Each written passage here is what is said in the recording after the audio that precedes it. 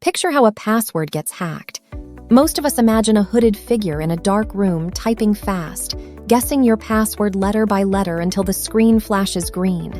Here is the truth. That almost never happens. The real ways your password gets taken are quieter, more ordinary, and far more common than that. And once you can see them, they are surprisingly easy to shut down. In one recent collection, researchers found nearly 10 billion passwords gathered from thousands of breaches over the years in a single file that almost anyone could download.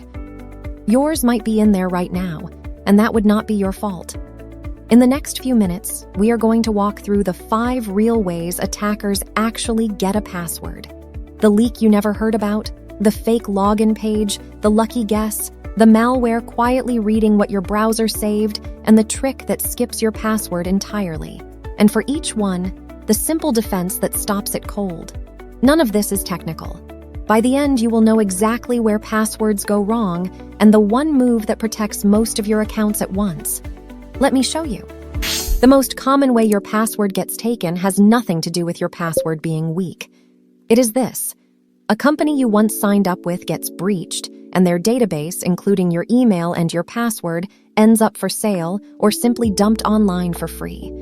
This happens constantly to companies large and small, and usually you only find out long after, if at all.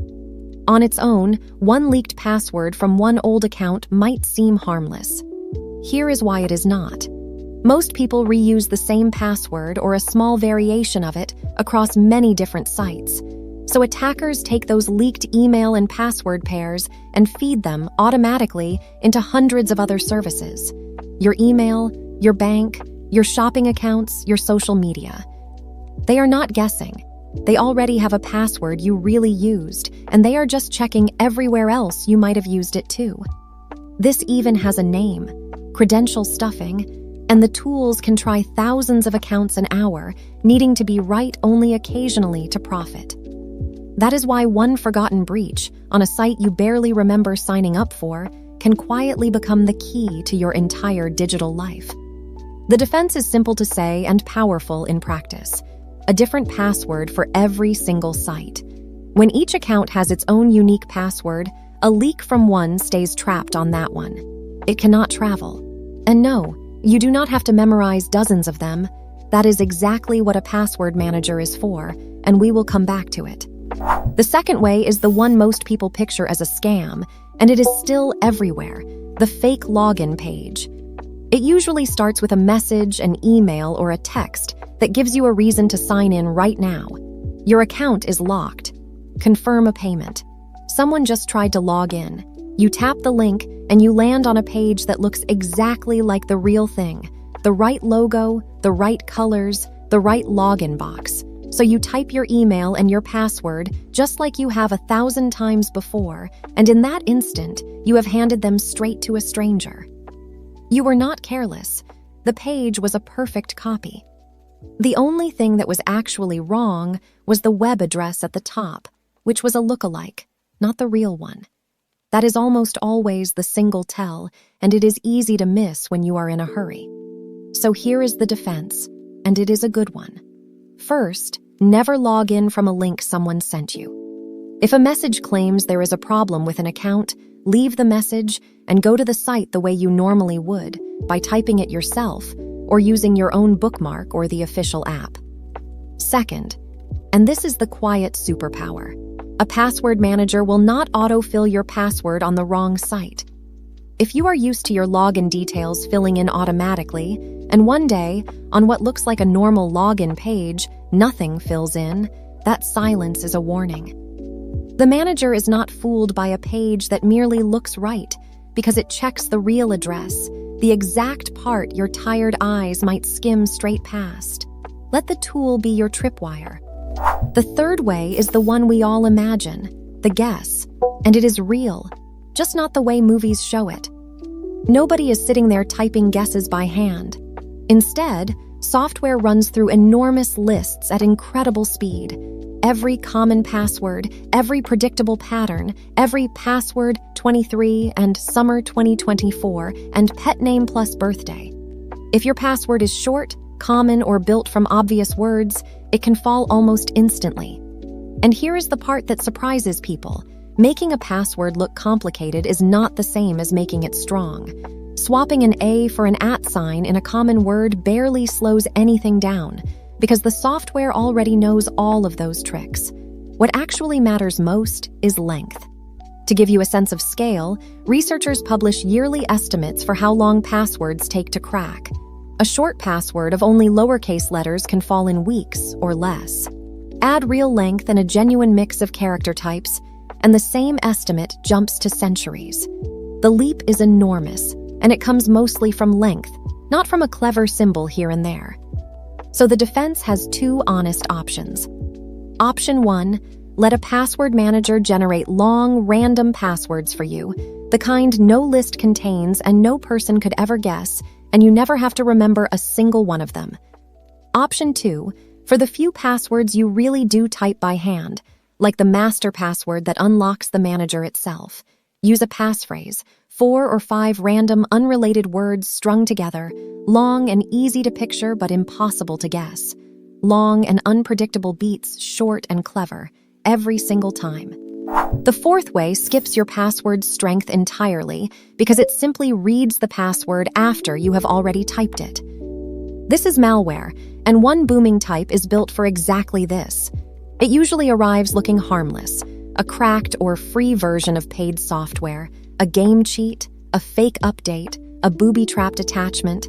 The moment it runs on your device, it quietly goes to work. It copies the passwords your browser has saved, it records what you type, and increasingly it steals something called session cookies, the little tokens that keep you logged in. Those tokens are especially dangerous because with them, an attacker can sometimes step straight into an account that is already open, skipping not just your password but your two-factor code along with it. This is not a small or fringe problem. In a single recent year, this kind of malware is estimated to have stolen billions of saved credentials from millions of infected devices. The defenses, though, are mostly good hygiene and very doable. Do not install pirated or cracked software or random programs from links and attachments you were not expecting, because that is how most of these get in. Keep your phone and your computer updated since those updates quietly close the very doors this malware walks through. Prefer a dedicated password manager, which keeps your passwords encrypted, over letting your browser store them in a way that malware can scoop up in seconds. And turn on two-factor authentication so that even a stolen password on its own is not enough to get in. The fifth way is the sneakiest of all, because the attacker does not need your password at all. They simply reset it. Think about how you get back into an account when you forget your password. You click Forgot Password, and the service sends a code, very often by text message, to your phone. Now, if a criminal can receive that code, they can reset the password themselves and lock you out of your own account. So how would they get a text meant for you? One way has a name: a SIM swap. Using personal details often scraped from those same breaches, an attacker contacts your mobile carrier, pretends to be you, and gets your phone number moved onto a SIM card they control. Suddenly, your texts, including those reset codes, arrive on their phone instead of yours. This is exactly why text message codes, while far better than nothing, are the weakest form of two-factor authentication. The stronger defenses are within reach for absolutely anyone. Use an authenticator app, which generates codes right on your own device and cannot be intercepted by hijacking your phone number. Better still, where it is offered, use a hardware security key or a passkey, which we will come to in just a moment. Call your mobile carrier and ask them to add a PIN or passcode to your account so that no one can move your number without it. And lock down the email address that all of your password resets flow through, because whoever controls that one inbox can quietly reset almost everything else. Protect the recovery path, and you close the back door. So here are the 5 ways a password really gets taken, and the defense for each one. The leak. A company gets breached and your reused password travels to all your other accounts, so use a different password everywhere. The fake door. A lookalike page captures whatever you type, so never log in from a link, and let your password manager refusing to autofill be your warning. The guess. Software burns through short and common passwords, so go long and random, generated, or a passphrase. The lookover. Malware reads your saved passwords and session cookies, so avoid sketchy downloads, stay updated, and turn on two-factor. And the bypass. Attackers reset your password by hijacking your codes, so use an app or a hardware key instead of text messages and protect your recovery email. Notice how much of this collapses into just a few habits. A password manager for unique, long passwords, real two-factor authentication, and a locked-down recovery email. And there is one move that quietly retires the whole problem wherever you can use it: a passkey, which replaces the password with something on your own device that cannot be guessed, leaked, or phished, because there is simply no secret left to steal. If you want to find out whether you are already caught up in an old breach, you can check your email address for free at a site called Have I Been Pwned? And that is exactly what we will cover next time. That is how passwords actually get taken, and how to make yours genuinely hard to take. And you do not need to do all of it tonight. Pick one account that matters. Your main email is the best place to start. Give it a long, unique password, and turn on two-factor authentication. Then do the next one tomorrow. If this made the whole thing feel a little less mysterious and a lot more manageable, consider subscribing, because that is exactly what this channel is for: the digital world, explained in plain English so that you and the people you love can stay a step ahead of the people trying to get in. And do one kind thing today: send this to someone who still uses the same password for everything. You probably know exactly who that is. Stay sharp out there.